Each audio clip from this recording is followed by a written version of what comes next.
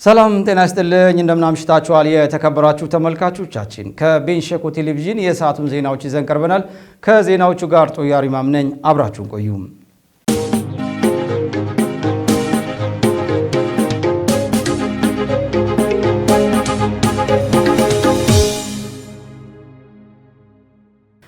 በየደረጃው የሚገኙ ምክር ቤቶች በየአካባቢው ያሉትን መልካም ልምድና ተሞክሮች ይበልጥ በማስፋፋት የህዝቡን የልማት ተጠቃሚነት የሚያረጋግጡ ስራዎችን በቅንጅት መስራት እንዳለባቸው የክልሉ ምክር ቤት ዋና አፈ ጉባኤ አቶ ወንድሙ ኩርታ ተናገሩ።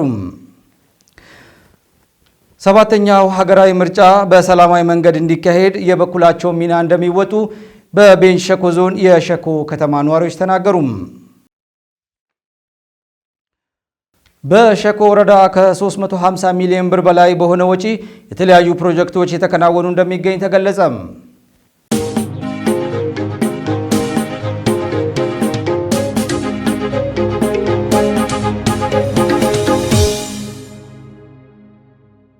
በየደረጃው የሚገኙ ምክር ቤቶች በየአካባቢው ያሉትን መልካም ልምድና ተሞክሮች ይበልጥ በማስፋፋትና የህዝቡን የልማት ተጠቃሚነት የሚያረጋግጡ ስራዎችን በቅንጅት መስራት እንዳለባቸው የክልሉ ምክር ቤት ዋና አፈ ጉባኤ አቶ ወንድሙ ኩርታ ተናገሩ። የደቡብ ምዕራብ ኢትዮጵያ ህዝቦች ክልል ምክር ቤት የክልልና የዞን ምክር ቤቶች ሰባተኛ ዙር የጋራ የምክክር ፎረም በሚዛን አማን ከተማ ተካሂዷል። ተጨማሪ አለን። የደቡብ ምዕራብ ኢትዮጵያ ህዝቦች ክልል ምክር ቤትና የዞኖች ሰባተኛ ዙር የጋራ ምክክር ፎረም በሚዛን አማን ከተማ ተካሂዷል። በፎረሙ ላይ የተገኙት የክልሉ ምክር ቤት ዋና አፈ ጉባኤ አቶ ወንድሙ ኩርታ በመክፈቻ ንግግራቸው በየደረጃ ያሉ ምክር ቤቶች በህገ መንግስቱ በተሰጣቸው ስልጣንና ኃላፊነት መሰረት የህዝቡን ተጠቃሚነት ለማረጋገጥ ተግተው መስራት አለባቸው ነው ያሉት። በየደረጃ ያሉ ምክር ቤቶች በህገ መንግስቱ የተሰጣቸው ስልጣን መሰረት መደበኛ እና አስቸኳይ ጉባኤዎችን ከማድረግ በተጨማሪ የአስፈጻሚውን ተግባር መከታተል፣ መቆጣጠር እንዲሁም መደገፍና ህግ ማውጣት ዋነኛ ተግባራቸው ነው። ይሁን እንጂ በሁሉም ምክር ቤቶች ወጥ የሆነ የአረዳድ የአሰራርና የአተገባበሮች ጉድለት እንደየመዋቅሮቹ እንዳለ ይታወቃል። እነዚህን ጉዳዮች እያረሙና የተሻሉ ስራዎችን በልምድ ልውውጥ እያዳበሩ ለመሄድ የምክር ቤቶቻችን የጋራ ምክክር መድረክ ወሳኝና እጅግ በጣም ጠቃሚ ተግባር ነው። ምክር ቤቱ በየዓመቱ ፎረሞችን በማዘጋጀትና ዞኖች እርስ በርስ ልምድና ተሞክሮች እንዲለዋወጡ በማድረግ በኩል በትኩረት እየሰራ ነው ያሉት ምክር ቤቶቹ ከፎረሙ ልምድና ተሞክሮን በመውሰድ በየአካባቢያቸው መልካም ተሞክሮችን መውሰድና ማስፋት እንዳለባቸው አሳስበዋል። የቤንሸኮ ዞን ምክር ቤት ዋና አፈ ጉባኤው አቶ ጌዲዮን ኮስታብ እንኳን ደህና መጣችሁ መልእክት አስተላልፈው የዞኑ ምክር ቤት የህዝቡን ተጠቃሚነት የሚያረጋግጡ ተግባራትን እያከናወኑ መሆኑን አንስተዋል። ፎረሙ እርስ በርስ ለመማማርና አንዱ ከሌላው ተሞክሮ ለመውሰድ የሚያግዝ አይነተኛ ሚና ይጫወታል ነው ያሉት። የቤንሸኮ ዞን ምክር ቤት በህገ መንግስቱ በተሰጠው ስልጣን መሰረት በርካታ ተግባራትን አቅደው በመፈጸምና የዞኑን ህዝብ ተጠቃሚነት በማረጋገጥ ላይ የሚገኝ ምክር ቤት ሲሆን ከሚሰጡት ትኩረቶች ውስጥ የዋና የትኩረት አቅጣጫ አድርጎ የሚሰራው የምክክር መድረክን ነው። ከዚህ አንጻር ምክር ቤቶች የምክክር መድረክ ፎረም አንዱ ከሌላው መልካም ልምድና ተሞክሮ የሚወስዱበት፣ እርስ በርስ የሚማማሩበት፣ የአፈጻጸም ውድድር የሚፈጥሩበት በመሆኑ አፈጻጸሙ ከጊዜ ወደ ጊዜ በወረዳ፣ በከተማ፣ በዞን፣ በክልል እያደገ መጥቷል። በፎረሙ ላይ የተሳተፉ ከከፋ ከምዕራብ ኦሞና ከሸካ ዞን የተውጣጡ የምክር ቤት አመራሮችም ፎረሙ ልምድና ተሞክሮዎችን ያገኙበት ውጤታማ መድረክ እንደነበርም አንስተዋል። በነበረን የመስክ ምልከታ አማን ቀበሌ ላይ የተለያዩ የልማት ስራዎችን ተዘዋውረን ምልከታ አድርገናል። እነዚህ የልማት ስራዎች ሌሎች አካባቢ ልምድ ሊሆኑ የሚችሉ የልማት ስራዎችን አይተናል። እነዚህ የልማት ስራዎች ደግሞ የለውጥ ስራዎች ናቸው ማለት ነው። እነዚህ የፓርቲና የመንግስት ኢኒሼቲቭ ስራዎች ላይ የዞኑ ምክር ቤት ትኩረት አድርጎ የሰራበት ነገር አይተናል። ፎረም ስንል በዋናነት ምክር ቤቱ የሚተገበራቸው በርካታ ግቦች አሉ። እነዚህ ግቦችን በየመዋቅር ከሚሰራቸው ስራዎች ባሻገር አንዱ ከሌላው ትምህርት የሚወስድበት አንዱ ተቋም ከሌላው አንዱ ዞን ከሌላው ዞን እርስ በራስ የሚማማሩበትና ለትምህርቶችን የሚወስዱበት ልምድ ልውውጦችን የሚያደርጉበት አሰራር ነው። የቤንች ሸኮ ዞን የሚዛን አማን ከተማ የአማን ቀበሌን ጎበኝተናል። ሁለት በኢኒሼቲቭ የተሰሩ ስራዎችን ያየ ነው። አንደኛው የእንቁላል መንደርን አይተናል። የእንቁላል መንደርን ስናይ እጅግ በጣም የሚያስደስት ነው ያለው። በዚህ ልክ የወተት መንደሩን ስናይ በእውነት ነው የምላችሁ የከብቶቹ አያያዝ የመኖ አቀራረብ ስናይ ተሞክሮ ሊወሰድበት የሚገባ ነው። የምክክር ፎረሙ ተሳታፊዎች በሚዛን አማን ከተማ አማን ቀበሌ እየተሰሩ ያሉ የልማት ስራዎችን ተዘዋውረውም ተመልክተዋል። በቆይታቸው ያገኙትን መልካም ተሞክሮ ወደ አካባቢያቸው በመውሰድ እንደሚያሰፉትም ገልጸዋል። በሸኮ ወረዳ የሚስተዋለውን የመንገድ መሰረተ ልማት ችግር ለመቅረፍ እየሰራ መሆኑን የወረዳው አስተዳደር ገለጸ። የወረዳው አስተዳደርም ህብረተሰቡን በማስተባበር 65 ሚሊዮን ብር በሚጠጋ ወጪ የተደረገባቸውን ማሽነሪዎች ርክክብ ተፈጽሟል። ታጠቃበበ ተጨማሪ አለው። በሸኮ ወረዳና በሸኮ ከተማ አስተዳደር የ350 ሚሊዮን ብር ፕሮጀክት በመንደፍ ወደ ተግባር መገባት ከጀመረ ወዲህ በርካታ ውጤቶች እየተመዘገቡ ነው። የ350 ሚሊዮን ብር ፕሮጀክት አካል የሆነው ከ66 ሚሊዮን ብር በላይ በሆነ ወጪ ግዢ የተፈጸመባቸው ማሽነሪዎች ወደ ወረዳው ደርሰው ርክክብ ተፈጽሟል። የእነዚህ ማሽነሪዎች ውጤት የብልጽግና ፓርቲ ከዕዳ ወደ ምንዳ ስልጠና ሀብትን ወደ ዕድል መቀየር የሚቻልበትን ጥበብ ያሳየ ስለመሆኑ የቤንች ሸኮ ዞን ዋና አስተዳዳሪ አቶ ሀብታሙ ካፍቴን ተናግረዋል። በሸኮ ወረዳ ላይ እየሆነ ያለው የብልጽግና ስልጠና ከዕዳ ወደ ምንዳ የሚለው ውጤት ነው። የወረዳውና የከተማ አስተዳደሩ የህብረተሰብ ክፍሎች የድርሻቸውን በመወጣት ተጨባጭ ውጤት እንዲመጣ በማድረጋቸውም አቶ ሀብታሙ ካፍቴን አመስግነዋል። የሸኮ ወረዳና የሸኮ ከተማ አስተዳደር አርሶ አደሮች፣ የመንግስት ሰራተኞች እና በየትኛውም ጉዳይ ላይ ተሰማርታችሁ የምትኖሩ የማህበረሰቡ አካላቶች ወረዳው ከተማ አስተዳደሩ ለኛ ልማት ያምጣ ሳይሆን እኛም እነሱ ያመጡትን ሐሳብና እቅድን ተካፍለን ውጤት ማምጣት አለብን በሚል ቁርጠኝነት በእያንዳንዷ ቡና ኪሎግራም ውስጥ የድርሻችሁን በማዋጣት ላደረጋችሁት ውለታና እቅዱ ውጤታማ እንዲሆን ዛሬ የሚጨበጥ በአይን የሚታይ እንዲሆን ስላደረጋችሁ በህዝብ ስም እናመሰግናቸዋለን። የብልጽግና ፓርቲ ስልጠና ትልቅ አቅም ሆኖን ዛሬ ላይ የተገኘውን ውጤት ማየት ችለናል ያሉት ደግሞ የወረዳው አስተዳዳሪ አቶ አሪ ጉርሙ ናቸው። የራሱን አካባቢ ሀብት ፕሮጀክት ቀርጻችሁ እቅዳችሁ ሀብት ሰብስቡና አካባቢን ቀይር ስልጠና ወስደናል። ይሄ ስልጠና እስካሁን የሄድንበት መንገድ ለኛ አቅም ጉልበት ሆኖ ዛሬ 1 2 3 ያልነውን ተግባር እንዲሳካ በጣም ከፍተኛ አቅምና ተስፋ የጫረብን ብልጽግና ፓርቲያችን የሰጠው ስልጠናውና እባካችሁ ሞቅ ያለ ሞራል ለፓርቲ ፈልጋለሁ። ከወረዳውና ከከተማ አስተዳደሩ ማህበረሰብ የተገኘውን ሀብት ወደ ውጤት በመቀየር በቀጣይም ለህብረተሰቡ የሚያስፈልገውን ልማት እንሰራለን ሲሉም አቶ አሪ ተናግረዋል። የ350 ሚሊዮን ፕሮጀክት የ5 ዓመት እቅድ ነው። እርግጠኛ ነኝ አሁን በእናንተ አሁን በእኛ ኦዲት የሚደረገው ከወጣው ገንዘብና የሰባሰብነው 70 ሚሊዮን ባለፈ አሁን አርሶ አደር ቤት ያለ ቡናና ገና ተበጥሮ ወደ ዓለም ገበያ ለሄዱት መካል ቡና ከፍተኛ ቡና እንዳለኝ ጋር መረጃዎች አሉ። እስካሁን 70 ሚሊዮን ደርሰናል። ከዚህ በኋላ 70-80 ሚሊዮን እንዳንሰበሰብ ምንም አይነት የኛ ነው የሚያገር ነገር። ይሄ ዛሬው ለኛ ስንቅ ሞራል መሆን አለበት። የተሰበሰበ ገንዘብ በአይን የሚታይ ስራ እየሰራ ነው። በዚህ ተነስተው እስካሁን እንደ ጉድለት አንሰኝ ዳጋ የተጋገርነው ሰዎች በደንብ ገንዘብ ሰብስበን ገና ነው ቢያንስ 70 እስከ 100 ሚሊዮን እንደምንሰባሰብ እርግጠኛ ሆኜ እነግራለሁ። ይሄን አድርገን ቀጣይ ለማህበረሰብ የሚያስፈልግ ለቀበሌ የሚያስፈልግ ለህዝብ የሚያስፈልግ ሁሉም ችግር እንፈታለን። በዕለቱም ከተገኙት የህብረተሰብ ክፍሎች ውስጥ አቶ ቲቲዮስ አረጋና አቶ አንለንየው በሰጡት አስተያየት የተገዙት ማሽነሪዎች በህዝብ ዘንድ በቀጣይም ከዚህ በበለጠ ለልማት የሚያነሳሳ መሆኑን ገልጸዋል። እኔ ከዚህ ከወረዳና ከተማ የጋራ በመተባበር ያስፈጸሙት ያለ የዚህ የሸኮ ማህበረሰብና አካባቢ ውስጥ የሚኖሩት 350 ሚሊዮን ፕሮጀክት አቅደው ዛሬ 3 ዓመት ስራ ላይ ሲያዋለው የነበረ እንደ ሸኮ ብሔረሰብም እንደ ሸኮ አካባቢ ነዋሪም በጣም ዛሬ ከደስታ የተነሳ እንባይ ነው የተሰማኝ። እንግዲህ እንደምታዩት ማህበረሰቡ ህዝቡ አመራሩ ከጠነከረ የማይሰራ ስራ የለም። አሁን ሸኮ ላይ በዚህ በ3 አመት ቀበሌ ከቀበሌ ያልተገናኘ ቀበሌ የለም።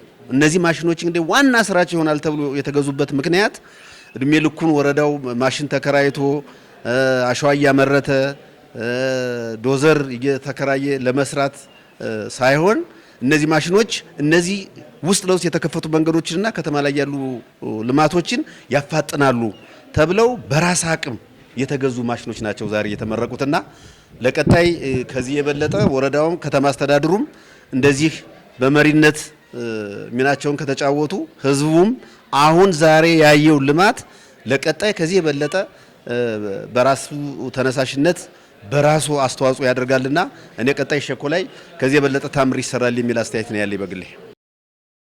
በቤንች ሸኮ ዞን የህገ ወጥ ነዳጅ ቁጥጥር ስርጭት ግብረ ኃይል ያከናወናቸው የህግ ማስከበር ስራዎች ውጤት እያመጡ መሆኑን ተገለጸ። ግብረ ኃይሉ በአንድ ወር ጊዜ ውስጥ የግብርና ምርቶችን ጨምሮ በነዳጅና በትራንስፖርት ዘርፍ በህገ ወጥ ተግባራት ውስጥ የተሳተፉ አካላትን ለህግ ማቅረቡንም አስታውቋል። ተጨማሪውን ተዘራ ጥላውን አዘጋጅቶታል።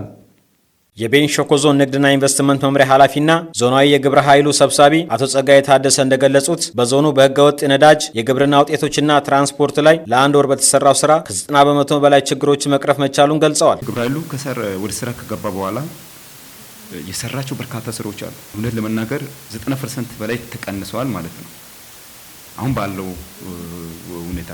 ግብረ ኃይሉ በአንድ ወር ውስጥ የግብርና ውጤቶችን ጨምሮ በናፍጣና በትራንስፖርት ዘርፉ ህገወጥ ተግባር የፈጸሙ አካላትና ኮንትሮባንድ ንብረቶችን ወርሰዋል ብለዋል። እነዚህ ኤክስፖርት ምርቶች አሉ፣ ቡና፣ ቅመማ ቅመሞች። እነዛን የቡናና ሻይ ሚኒስቴር በጊዜ እንዲወጣና ኤክስፖርት እንዲደረግ መልእክት አስተላልፏል። ስለዚህ የተለያዩ ኢንዱስትሪዎች ቅድም እንዳልነው እኛ ጋር የእሸትና የደረቅ ቡና ኢንዱስትሪዎች እነዛ አሁን እንዳያካማቹ አውጥቶ ለዓለም ገበያ አሁን ባለው ሁኔታ ሀገራዊ አቅጣጫ ተቀምጧልና እንዲያቀርቡ ማድረግ ስራዎች የተሰራ ይህን እግረ መንገድ ተጠቅሞ ገና ቡና ይወደዳል ብሎ ያልተፈለገ ማጋዘኖችን ያልተፈለገ ክምችቶችን ለማድረግ የሚሞክሩ አካባቢዎችን ስንል ላይ ፍተሻዎች የማድረግ ስራ እርምጃ የመውሰድ ስራ ኦፕሬሽን አድርገን በርካታ ቦታ ላይ እርምጃ የመውሰድ ስራዎችን የመስራት ነው። ግብረ ኃይሉ ከተደራጀ በኋላ በርካታ ስራዎች ተሰርቷል። በህገወጥ መንገድ ሊያመልጥ የሚችለው ወይም ሲንቀሳቀስ የነበረው ወደ 12000 ናፍጣ ቁጥጥር ስር ላይ ሊውል ተችሏል፣ ተወርሷል። 3000 ቤንዚን ተወርሷል። ጠቅላላ 15000 ነዳጆች እርምጃ ተወስዶባቸዋል። ከሱ ጋር ተይዘው በጉዳዩ ላይ የተሳተፉ በንግድ ተቋም ስንድ 6 ባለሙያዎች ወደ ማደያ ስንመጣ 3 ማደያ አካላት ላይ ያሉ ሰዎች ተጠያቂ እንዲሆን ተደርጓል። በተጨማሪ 2 ሰዎች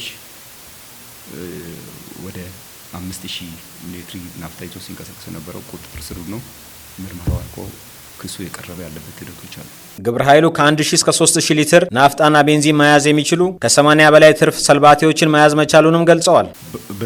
በባርሜልና በጀረክና ያለው ነገር መከላከል ሲጀምር ወደ ራሱን ቀየሩ ወደ ትርፍ ሰልባቴዎች ስንል አንዳንድ ሰው ያልተደረሰው 200 300 400 የሚይዘው ሰልባቴዎች ያሉ ነበር የሚያስብ 3000 ሊትር 2000 ሊትር 2500 ሊትር 1000 ሊትር 1500 ሊትር እስካሁን ድረስ የተያዘው ማለት ከ500 በላይ ሊትሮችን መያዝ የሚችሉ ከመኪና ኢንጂን ጋር ከሞተር ጋር ምንም አይነት ግንኙነት የሌላቸው ቀጥታ እዚህ እሱን ይዛሉ። ያለ ምንም ጭነት ዲማ ደርሰው ይሸጣሉ ወይ የሆነ ቦታ ውስጥ ይሸጣሉ፣ እንደገና መጥተው ይዘው ይሄዳሉ። ይሄ በዚህ ግብረ ኃይል ቴክኒካሊ ተደርሶ ተገምግሞ መኖሩን ካረጋገጥን ብሎ ወደ ኦፕሬሽን ስራ ገብተን በዛ ከ80 በላይ ሰልባቲዎች የማስፈታት በጉዳዩ ላይ የተሳተፉ ሰዎችንም ለህግ ተጠያቂ ማድረግ ስራዎች ተሰርቷል። በትራንስፖርት ዘርፍም የሚታዩ ችግሮችን ለመቅረፍ የክትትልና ቁጥጥር ስራው ተጠናክሮ መቀጠሉን ገልጸዋል። መንግስት ከሰጣቸው ታሪፍ በላይ ትርፍ ለማግኘት ሙከራ ያደረጉ ባለመኪናዎች ላይ እርምጃ ወስደን 119 መኪናዎች እስካሁን ድረስ እርምጃ ተወስዶባቸዋል። እነዛ ሲወሰዱ ያንዳንዱ መኪናዎች 2500 ይቀጣል። ቻርጅ ብቻ ነው ከዚህም በፊት ያው በኖርማሉ በትራፊክ አሰራር የነበረው። እኛ ግን ሹፌሮቹን ከ48 እስከ 24 ሰዓት ታስረን መኪና ተጠባባቂ አድርገን መኪናን ተሳፋሪዎችን ወደ ሌላ መኪና መገልበጥ የነሱን ገንዘብ የማስመለስ ቅጣት እንዲወስዱ ማድረግ 48 ሰዓት እስከ 24 ሰዓት ታስሮ እንዲታረን ማድረግ ስራዎችን ሰርተን አሁን እንደሚታየው በዞናችን ውስጥ ሙከራ የለም። ግብረ ኃይሉ እስከ ሰኔ 30 ድረስ በተደራጀና በተቀናጀ መልኩ ስራው እንደሚሰራም ኃላፊው ገልጸዋል። የንጹህ መጠጥ ውሃ እጥረት ለተለያዩ ማህበራዊና ኢኮኖሚያዊ ችግሮች እየዳረገን ነው ሲሉ በሰሜን ቤንች ወረዳ የጠመንጃጅ ቀበሌ ነዋሪዎች ተናገሩ። የወረዳው አስተዳደር በበኩሉ ችግሩን ለመቅረፍም መንግስታዊ ካልሆነ ድርጅት ጋር በመተባበር ከ17 ሚሊዮን ብር በላይ በሆነ ወጪ የንጹህ መጠጥ ውሃ ግንባታውን ለማከናወን የሚያስችል ፕሮጀክት መቅረጹን አስታውቋል። ለአዳሟን ሲያብ ዘገባ ሰለሞን ፈጠነ ያቀርበዋል። የንጹህ መጠጥ ውሃ ችግር በሰሜን ቤንች ወረዳ የጠመንጃጅ ቀበሌ ነዋሪዎችን ሲፈትን የቆየ ችግር ነው። ይህው ችግር ዛሬም ባለመቀረፉ ለተለያዩ ማህበራዊ ችግሮች መዳረጋቸውን ነው ከአካባቢው ነዋሪዎች መካከል ወይዘሮ እጅጋየሁ አበበ፣ አቶ ሚልኪያስ ቱምቴትና ወይዘሮ ብርቄ እንድሪያስ የሚናገሩት። ደካማዎች አሁን ቀርቶ መጠቀም አይችሉም። ልጅ ካላቸው ተጋፍተው ነው ቀርቶ የሚሄዱት እንጂ ደካማ ቤት ውስጥ እያለ መጥቶ ቶሎ ቀርቶ መሄድ አይችልም። በጣም ችግር አለ። የዚህች ውሃ ችግር ለምሳሌ አሁን አንድ አይላንድ ከመጣ አንድ ሰው አንድ ጃርኪን ከመጣ አንድ ሰው 40 ጃርኪን የሚመጣል፣ አንድ ሰው 50 እስከ 60 የሚመጣ ሰው አለ።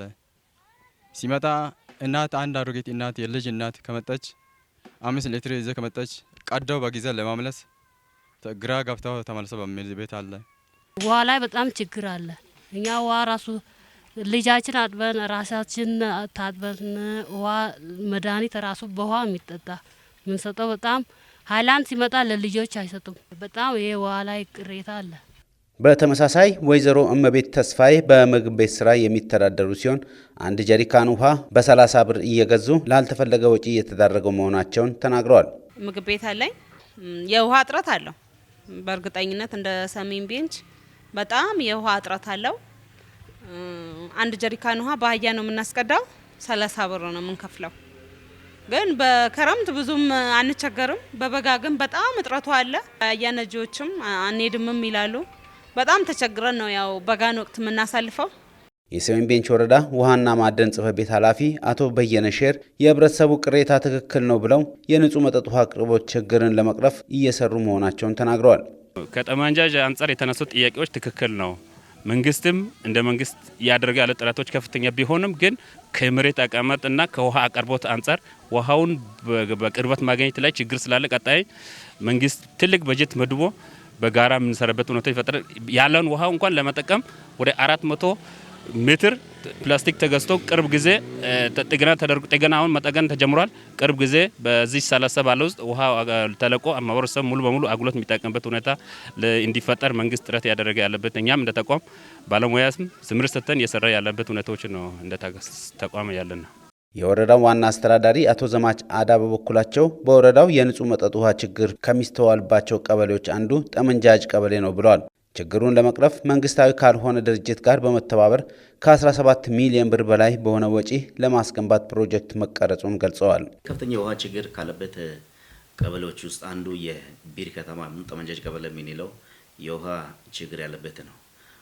አሁን ብር ከተማ ላይ ይህን የውሃ ችግር ቀርፈን ከተማው ከዚህ በፊት ከነበረው ይልቅ እየሰፋ ነው ሄደ ያለው። ይህን የውሃ ችግር ለመፍታት እና አሁን ያለው ውሃን በከፍተኛ ትኩረት ተሰጥቶ መስራት ስላለበት ፕሮጀክት ቀርጸን ከሲኖዶስ ጋር ወይም በሲኖዶስ የሚሰራ ዋላ የሚሰራው ፕሮጀክት ጋር በጋራ ተናበን ወደ 17 ሚሊዮን ያህል የሚያወጣ ፕሮጀክቶችን ቀርጸን ከሲኖዶስ ጋር ተግባብተን እነሱም እኛን ለማገዝ ቃል ገብተው በጋራ አሁን እየሰራን እንገኛለን።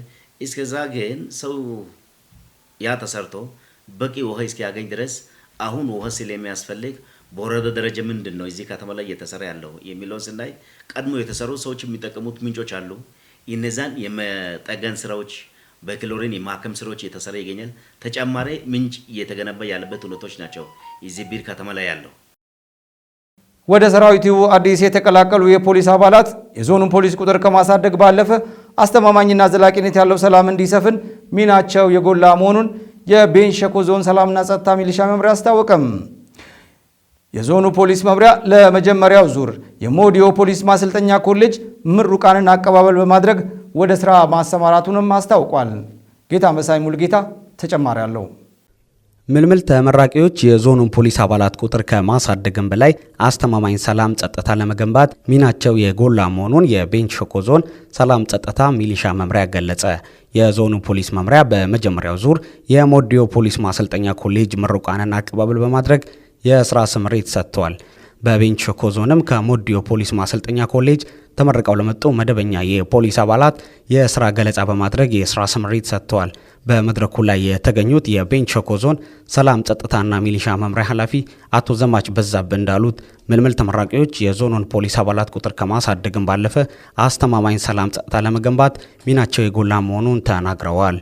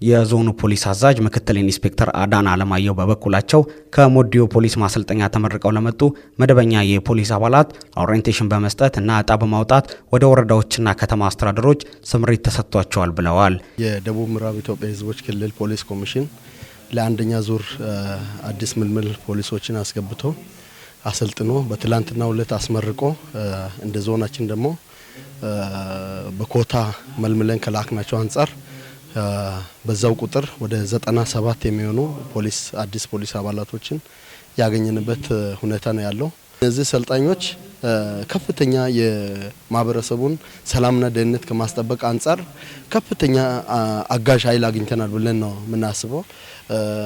እንዲሁም ደግሞ ይሄ የሀገራዊ ሰባተኛ ዙር ምርጫ ጋር ተያይዞ ከፊታችን ያለው የምርጫ ስራ ጋር ተያይዞ ፍጹም ሰላማዊና ደህንነቱ የተጠበቀ ፍትሃዊ የሆነ ምርጫ እንዲደረግ እነዚህ አባላቶች ወደ ስራ እንዲገቡ ክልሉ በአፋጣኝ አሰልጥኖ የለቀቀ ቢሆንም እኛ ጋር ሲመጡ ከፍተኛ እገዛ ሊኖር ስለሚችል በዛ ልክ ዛሬ ዕለት እነሱን ተቀብለን ትላንት ከማሰልጠኛ የወጡ ፖሊሶችን ዛሬ ተቀብለን በዞን በኩል ስምሪት ሰጥተን ወደ ወረዳዎች በእጣ የሸኘን ያለንበት ሁኔታ ነው ያለው።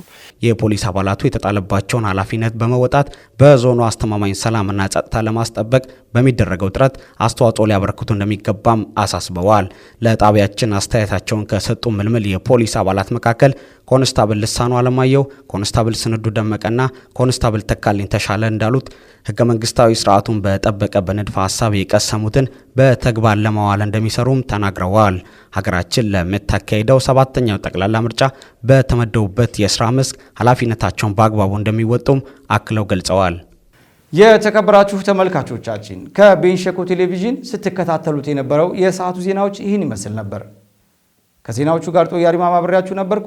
ጤና ይስጥልኝ።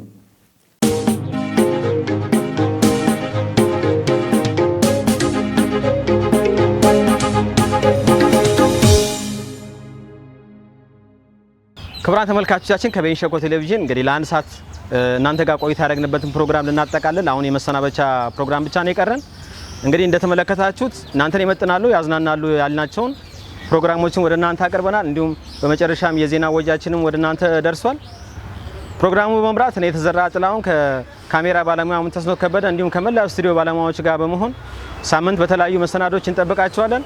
እስከዚያው ቸር ይግጠመን።